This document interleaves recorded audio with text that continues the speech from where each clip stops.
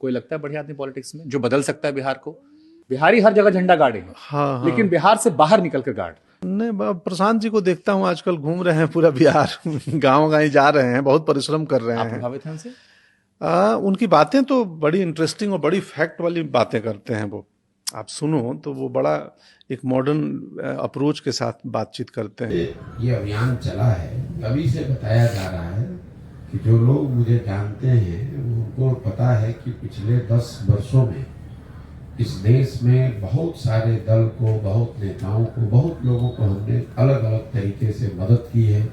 उनके आगे बढ़ने में, उनके जीतने में हमने कंधा लगाया है। तो इस पूरे अभियान को चलाने के लिए मदद वो लोग दे रहे हैं या उनके सहयोगी दे रहे हैं जिनको आगे बढ़ने में हमने मदद की है। ज़्यादा जरूरी सवाल ये है कि बिहार में लोगों से मदद क्यों नहीं ले रहे हैं, चाय क्यों नहीं पी रहे हैं, लोगों से पैसा चंदा क्यों नहीं ले रहे हैं? वो इसलिए कि इस अभियान में एक बात जो हम लोग कहते हैं कि चाहे आप गरीब से गरीब व्यक्ति हैं, अगर आपकी नीयत सही है, आपका जज्बा है, आप बिहार को सुधारने के लिए कुछ करना चाहते हैं, तो पैसे और जाति और बाहुबल की चिंता छोड़कर आप जन स्वराज से जुड़िए।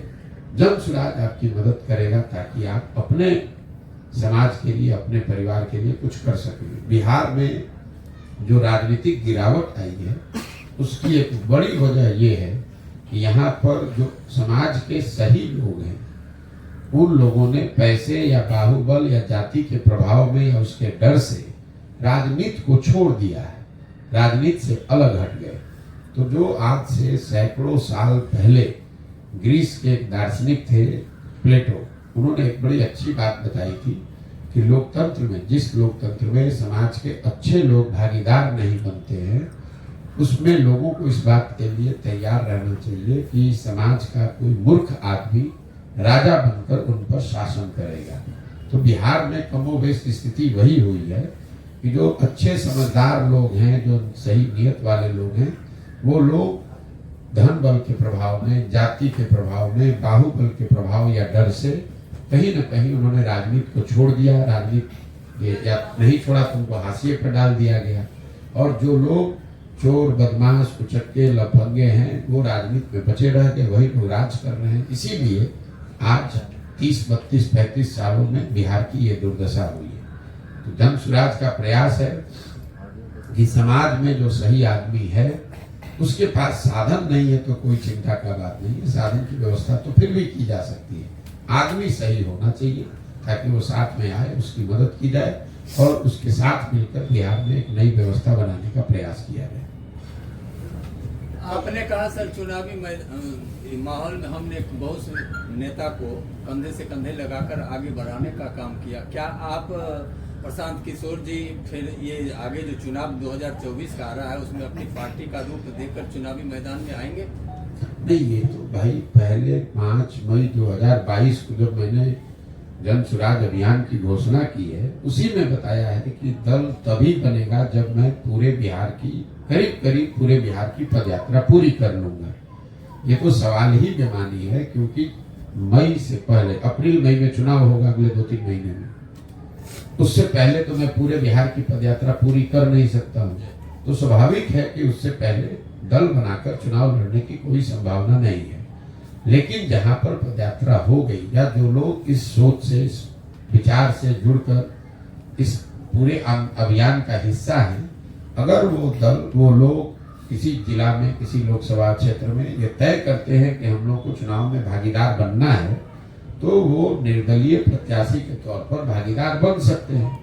और अगर संगठन के अभियान से जुड़े हुए लोगों की सबका मत होगा तो उनकी मदद भी की जाएगी। आपने देखा होगा कि पहले 5 जिले में जब पदयात्रा पूरी हुई तो शिक्षकों के एमएलसी का एक उपचुनाव हुआ। सारे साथियों ने ये कहा कि जन स्वराज अभियान में हम लोग शिक्षा की इतनी बात कर रहे हैं तो शिक्षकों के एमएलसी का चुनाव हम लोग को लड़ना चाहिए। 5 जिलों के जन स्वराज अभियान से जुड़े हुए साथी साथ में बैठे, उन्होंने मिलकर ये तय किया, उन्होंने मिलकर एक उम्मीदवार अफाक अहमद को चुना और उनको निर्दलीय उम्मीदवार के तौर पर चुनाव लड़ाया गया और वो एमएलसी जीत कर आए हैं। तो आगे की दिशा भी यही होगी दल बनाकर चुनाव लड़ने की बात तभी होगी जब दल बनेगा, और दल तब बनेगा जब मैं पदयात्रा पूरी कर लूंगा। सर जीतन राम मांझी का कहना है कि 14 जनवरी से नीतीश कुमार फिर से पलटी मार सकते हैं। अब ये खबर जीतन राम मांझी को होगी, मैं कोई नीतीश कुमार का प्रवक्ता हूँ नहीं। मैं इतना जरूर कह सकता हूँ कि नीतीश कुमार की राजनीति जो है वो अब करीब करीब अपने अंतिम दौर में है। नीतीश कुमार को खुद भी नहीं पता है कि वो कहाँ रहेंगे। जब तक जहाँ हैं तब तक आप उसको देखिए कि वहाँ हैं। नीतीश कुमार कहाँ रहेंगे ये किसी को नहीं मालूम है, उनको खुद नहीं पता है। इतना जरूर पता है कि लोकसभा चुनाव के बाद नीतीश कुमार और उनके दल का औपचारिक विघटन आप बिहार में देखेंगे।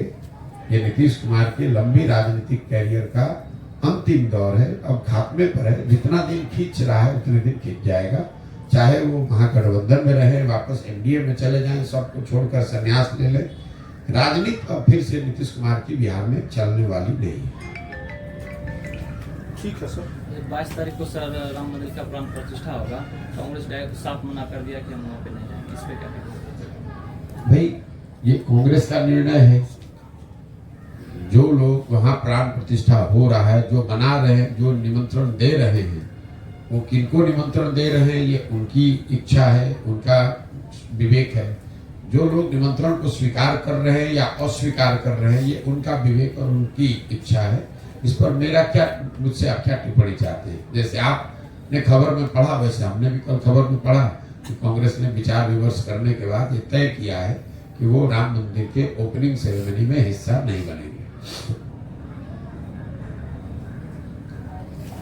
बिहार में सर ये जातीय जनगणना जो है उसके पक्ष में आप हैं या वो सही है या गलत है, क्या आप? मेरे भाई जातीय जनगणना का ये जो बात है ये पिछले 2 बरस से बिहार में इसको चलाया जा रहा है। कांच की हांडी है, फिर से चूल्हा पर चढ़ाने का हर संभव प्रयास किया गया है। पहली बात तो आप ये समझिए कि ये कोई जातीय जनगणना हुई नहीं है। जनगणना और सर्वे में जमीन आसमान का फर्क है, क्योंकि जनगणना का एक वैधानिक अधिकार आधार है, सर्वे का कोई वैधानिक आधार नहीं है। जनगणना केंद्र सरकार का विषय है, राज्य सरकार जनगणना नहीं करा सकती है, राज्य सरकार ने सर्वे कराया है। अब अगर सर्वे की बात को ही ले लें तो जो सर्वे में किसी भी तरह के जो आप सर्वे करते हैं उसके जरिए अगर समाज की स्थिति के बारे में सरकार को या समाज को बेहतर समझ उनकी बनती है तो उसका स्वागत होना चाहिए, उसमें कोई दिक्कत नहीं है। लेकिन सिर्फ जानकारी इकट्ठा हो जाने मात्र से समाज का, लोगों का भला होना होता। तो सबको मालूम है कि बिहार देश का सबसे गरीब राज्य है, आप उसको क्यों नहीं सुधार पा रहे हैं? सबको मालूम है कि जो अपने दलित और पिछड़े समाज के लोग हैं वो आर्थिक सामाजिक नजरिए से पीछे छूटे हुए हैं, उनको कोई क्यों नहीं सुधार पा रहा है? तो सर्वे में जो और सबसे बड़ी बात जो सर्वे में जानकारी निकल के आई वो क्या दिखाती है कि पिछले 30-35 सालों में समाज के जिन पिछड़े और वंचित समाज की चर्चा करके जिनके नाम पर राजनीति करके जो लोग सत्ता में बैठे हैं उनके 30-35 साल के शासन काल में भी उन समाज के लोगों का कोई भला नहीं हुआ है। ये तो लोगों की मूर्खता है, ये जमीन का कीचड़ उठाकर अपने मुंह में लगाने वाली बात है। मान लीजिए कि ये कहा जा रहा है कि समाज का एक बहुत बड़ा वर्ग, दलित समाज का, मुस्लिम समाज का, पिछड़े समाज का, उसको प्रतिनिधित्व नहीं मिला, उसकी हकमारी हुई है। तो अगर उसकी हकमारी हुई है, उसको प्रतिनिधित्व नहीं मिला, तो ये इसके लिए दोषी कौन है? इसके लिए दोषी वो है जो पिछले 30-35 साल से सत्ता में है। और पिछले 30-35 सालों से बिहार में 2 ही आदमी सत्ता में है, लालू यादव और नीतीश कुमार। तो अगर गरीबों का, वंचितों का, पिछड़ों का, मुसलमानों का शोषण हुआ है तो इन्हीं लोगों के द्वारा हुआ है। आप मुझे बताइए कि आरजेडी और जदयू, उनका पार्टी का नेतृत्व वो खड़ा होकर क्यों नहीं बताता है कि कितने अति पिछड़ों को उन्होंने टिकट दिया है, कितने अति पिछड़ों को, मुसलमानों को, दलितों को उन्होंने सांसद विधायक बनाया है। बिहार सरकार अभी जो चल रही है इसका इस वित्तीय वर्ष का बजट है 2,46,000 करोड़ और 60% 2,46,000 करोड़ का करीब 60% जो विकास का बजट है वो विभाग सिर्फ 2 ही आदमी के पास है, वो नीतीश कुमार हैं और तेजस्वी यादव हैं। तो अगर आप सरकार में हैं और आपको दलितों की, पिछड़ों की, मुसलमानों की इतनी ही चिंता है, तो आप अपने चुने हुए विधायकों में से इनको मंत्री परिषद में जगह क्यों नहीं देते हैं? इस सरकार को कौन रोक रहा है कि किसी मुस्लिम समाज के किसी भाई को आप गृह मंत्री बना दीजिए, किसी दलित समाज के नेता को आप पथ निर्माण मंत्री बना दीजिए, किसी अति पिछड़ा समाज के लोग को आप स्वास्थ्य मंत्री, शिक्षा मंत्री बना दीजिए। वो तो सारे विभाग पर बैठे हुए हैं तेजस्वी यादव और नीतीश कुमार, और बात कर रहे हैं कि इनकी हकमारी हो गई। तो ये तो अगर हकमारी हुई है तो यही लोगों ने हकमारी की है, और समाज को इसकी समझ है। ये बार बार काठ की हांडी दोबारा चढ़ने वाली नहीं है। सर्वे हुआ, इन लोगों ने उसको भुनाने की कोशिश की, समाज में उसका कोई असर नहीं देख रहे, लोग भूल गए। क्योंकि बार बार एक ही चीज पर कितनी बार लोगों को बेवकूफ बनाइएगा। सर, आज की बंदी को लेकर क्या कहना चाहेंगे? कौन सा बंदी? अभी जो गाड़ी चलना बंद है। अब गाड़ी का हम कोई एक्सपर्ट तो है नहीं, हम लोग की यात्रा भी रुकी है, उसी चक्कर में आज हमको चलना था। ये रोड पर जो तोड़ फोड़, गाड़ी रोक टोक हो रही है, तो केंद्र सरकार का पहले 2 तारीख को भी एक हड़ताल हुआ था, तो फिर खबर आई कि समझौता हो गया है। आज किसी दूसरे ड्राइवर के संघ ने शायद स्ट्राइक की बात करी है, उसकी वजह से रोड पर गाड़ियों को चलने में दिक्कत हो रही, इसीलिए हम लोग भी आज मुझे यहाँ से निकलना था, इसीलिए आज हम भी यहाँ रुके हुए। आजादी के इतने दिन के बाद भी सर, आज के दौर में, वर्तमान समय में आरक्षण पर पॉलिटिकल पार्टी अपने पॉलिटिकल ऑप्शन से उसको एक्सटेंशन करते जा रहे हैं। वर्तमान परिवेश में प्रशांत जी इसको किस रूप में देख रहे हैं? देखिए, आरक्षण कहाँ ये तक आज के समाज में आपने जो बात कही कि पॉलिटिकल पार्टी इसको बढ़ाते जा रहे हैं, ये जो संविधान में प्रावधान किया गया है उसका सही आकलन नहीं है। संविधान में आरक्षण का प्रावधान करते समय ये लिखा गया, उसकी जो वजह बताई गई कि जब तक ये सामाजिक, शैक्षणिक, आर्थिक पिछड़ापन रहेगा तब तक उसको दूर करने के लिए आरक्षण की मदद की जाए। मान लीजिए कि आपका पैर टूट गया है, तो आपको प्लास्टर तब तक लगाया जाता है जब तक हड्डी जुड़ न जाए। तो जो 10 बरस या 20 बरस के आगे एक्सटेंशन की बात है, वो एक्सटेंशन इसलिए है कि सामाजिक, आर्थिक नजरिए से वो पिछड़ापन दूर हुआ नहीं। तो आरक्षण तब तक रहना चाहिए, दवाई तब तक दी जानी चाहिए जब तक ये रोग है। तो जिस दिन यहाँ पर दलित समाज के, अति पिछड़े समाज के लोगों की आर्थिक, सामाजिक, शैक्षणिक स्थिति सामान्य वर्ग के बराबर हो जाए, उसके बाद आरक्षण की जरूरत नहीं रहेगी। मान लीजिए कि ओबीसी का रिजर्वेशन अभी है, लेकिन अगर आप उसमें यूपीएससी का रिजल्ट देखेंगे, ओबीसी वर्ग के कट ऑफ मार्क्स है वो सामान्य वर्ग के बराबर हो गई है, क्योंकि उन समाज के बच्चे भी आगे पढ़कर मजबूती से आगे आ रहे हैं, कम्पीट कर रहे हैं। तो दवा तब तक होगी जब तक रोग है। तो ये कहना कि पॉलिटिकल पार्टी जिसको बढ़ा रही है वो सही इंटरप्रिटेशन नहीं है। समाज में विषमता है, इसलिए आरक्षण की जरूरत है। मेरा मत यह है कि जब विषमता न रहे, सामान्य वर्ग और दलित समाज के, अति पिछड़े समाज के बच्चे भी अगर सामान्य एक तरह की शिक्षा पाने लगे, तो उसके बाद आपको आरक्षण की जरूरत नहीं रहेगी। और मुझे लगता है कि वो वर्ग के लोग भी ये नहीं चाहते हैं कि हमको वैसाखी आरक्षण चाहिए। उनको आप सामान्य वर्ग के बराबर सरकार को करना चाहिए, प्रयास, हर संभव प्रयास होना चाहिए। सिर्फ आरक्षण देने से क्या होगा? मैं आपको एक आंकड़ा देता हूँ।